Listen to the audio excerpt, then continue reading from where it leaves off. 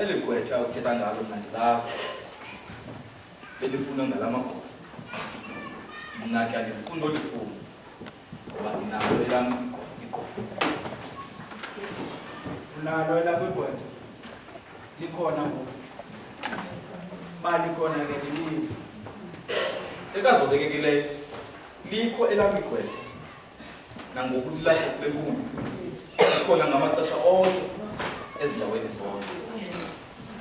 Kodwa ndingacela nje into ebenye kuwe. Ke undinike ithuba loba ke ndithethe naye. Athi ke ndiyayiqonda le nto ithethayo. Isicelo sakho ndiyasamkela.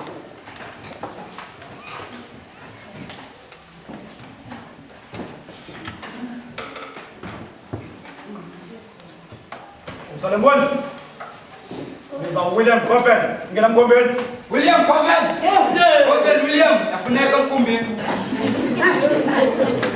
Yes sir. William Goven phakamisa isandla sakho asekunene ubeke isikoti landele emveni kwakho. Woze ndincede ndithethe inyaniso. Nkosi ndodwa ndithethe inyaniso.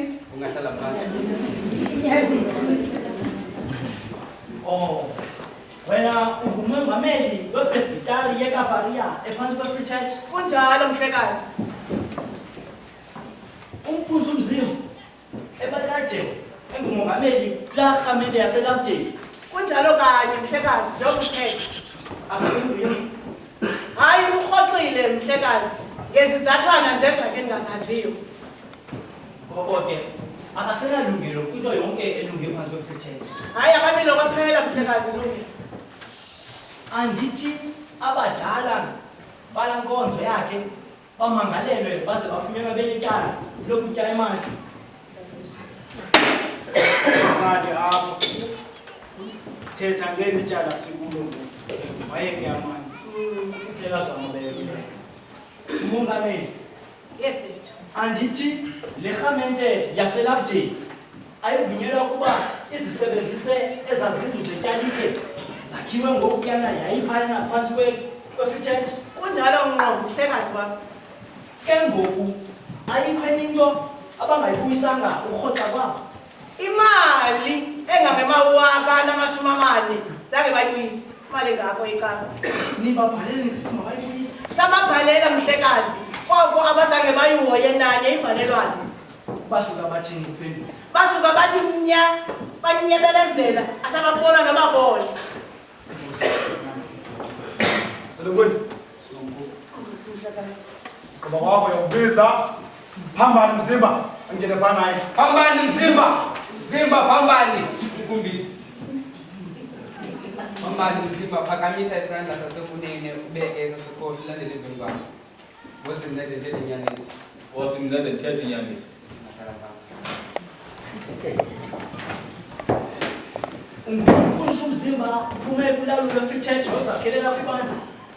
Kunjalo. Nithini ke ukuyibiza icawana leyo yenu? Irhabe yama-Afrika azimeleyo.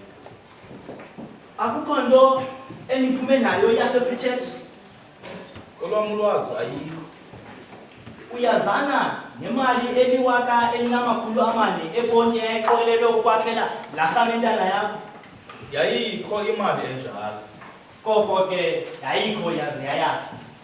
Andazi into ngayo. Uthetha ukuthini xa uthi awazinto ngayo kodwa nguwe umfundisi ophethe irhamente? Kungoba ndigcina imali. Abantu abagcina imali ngamagosa. Uthetha ukuthi ungathi umfundisi webandla ungabikho na kwikomiti egcina imali. Ufuna ukuthini kanye mfundisi? Mfundisi wenzani kanye caweni? Ushumayela inyaniso okanye wenzani? Ligcinwa ngabadala nangunondyebo imali. Uthetha ukuthini ngomfundisi xa uthi ungekho wena? Khawundicacisele nje loo nto uba ungekho. Musikuyiphikisa le nto ndikuxelela yona. Bendikude ndingekho. Yonke imicimbi iphethwe ngamagosa. Ndathi naxa sele ndibuyile ngenxa yeziphithiphithi ezi zecawa andasondela emalini.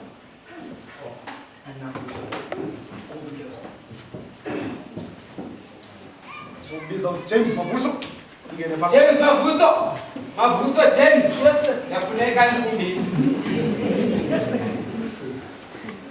James Mabuso, phakamisa isandla sokunene ulandele emveni kwakho. Nkosi mncede ndithethe inyaniso. Nkosi mncede ndithethe inyaniso. Mahlala phansi. Ungubani wena igama lakho? NdinguJames Mabuso mhlekazi. Uhlala phi? Ndihlala kwaKaka eTikeni mhlekazi. Utheni utshothozela nje? Ndithetha uvakala phi umhlekazi manje uthi uhlala phi? Mhlekazi obekekileyo, ilizwi lam lendalo eli andinako ukuliguqula.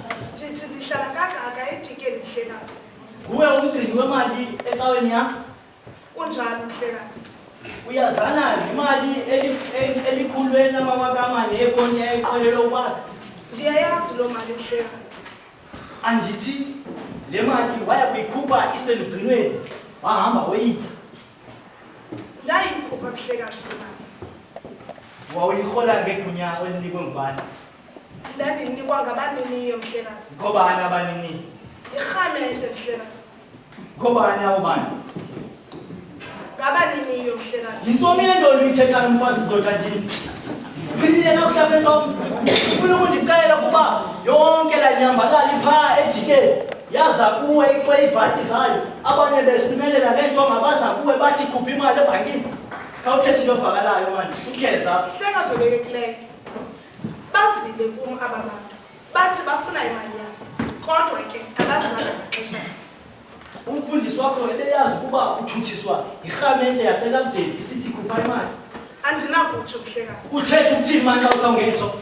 Mhlekazi obekekileyo, umfundisi wethu wayekhathazeke kakhulu, esoyika nokubana abafundisi abamnyama bangamdubula. Koko ke sazama ukumkhusela singamagosa, asamxelela eminye imicimbi. Nalena ke mhlekazi obekekileyo yale mali ngomnye ezingasebenzi. Wayisaphi imali ye-free church? Ndayiqoyeqe mhlekazi, ndayisa. Ke ngoku uyakuyibuyisa nini? Andizathi namali ye-free church mhlekazi. Ndithetha le waya kuyikhupha ebhankini. Mhlekazi obekekileyo, ndayixoya egqini, ndafika ndibeka phezu kwetafile. Ingulowo wathatha elunge kuyo yade yaphela mhlekazi. Bale bangafiki abantu apho ukuze ndiqonde uthetha inyaniso. Andibaphalanga mhlekazi. Wazi njani ukuba uyise kubanini? Mhlekazi obekekileyo, emva kwalo msebenzi zange kubekho sikhalazo kuba uThixo wamsebenza ngokwakhe umsebenzi. Akuzange ubuye mntu emva kokuba uthathe imali wayibeka kwaGaga abuye athi akayifumenanga yakhe? Zange kubekho mntu mhlekazi. Andinambuza. Kodwa mbuzo, Mhlekazi, akunqwenela ukwenzani? mhlekazi wam obekekileyo, ndibava bethetha imfitshi-mfitshi bedibene bobabini nomfundisi wakho umzimba, ngoba bayaveza ukuba amanqanaba ukuba bayithathile le mali, kodwa ayiveli ukuba bayisephi. Kuba andisamkeli le nto bayithethayo ukuthi le mali bayiserhameleni, kodwa ipresbiti ye-Free Church ithi imali ayifumenanga. Ngoko mna ndibafumana benetyala kuba ibabhalele ikafaliya ye-Free Church isithi mababuyise imali. Ngoko ke bathathe ezo leta bazifake emgqomeni. Akukho mntu befuna unika ubungqina apha.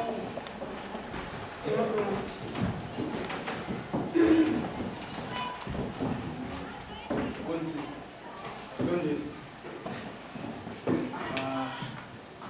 Ngoku ke ndizawubuyisa isigwebo. Mfundisi namagosa nemfundo bevile ukuthethwa legqwetha lombuso. Andinantetho inabileyo ke mna endiza kuyenza kuba etyala lilula alinabunzima. Kucacile ke uba imali yaqokelelwa ngamagosa erhamenteni igunyaziswa yipresbitari iyayiphethe le rhamente. Le mali ke ayiphantsi kolawulo lepresbitari kungekho mfundisi nagosa linelungelo lokuyisebenzisa ngaphandle kwegunya lepresbitari. Kodwa ke kucacile ukuba irhamente yayinikezela le mali ngeenjongo zokwakha indlu yecawa.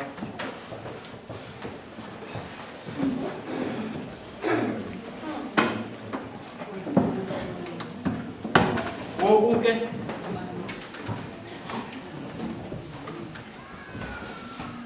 ipresbitari ayisenako ukuyifezekisa le njongo yokwakha le-rhamente yasedikeni, kuba irhamente yalandela umfundisi wayo yaphuma. Okwam ukubona ipresbitari ayisenalo ilungelo kule mali. Ngokukodwa xa abantu abayirholayo beyifumene, ngoku umgcini-mali wenze into efanelekileyo, akanatyala lobusela yena naye wonke amagosa.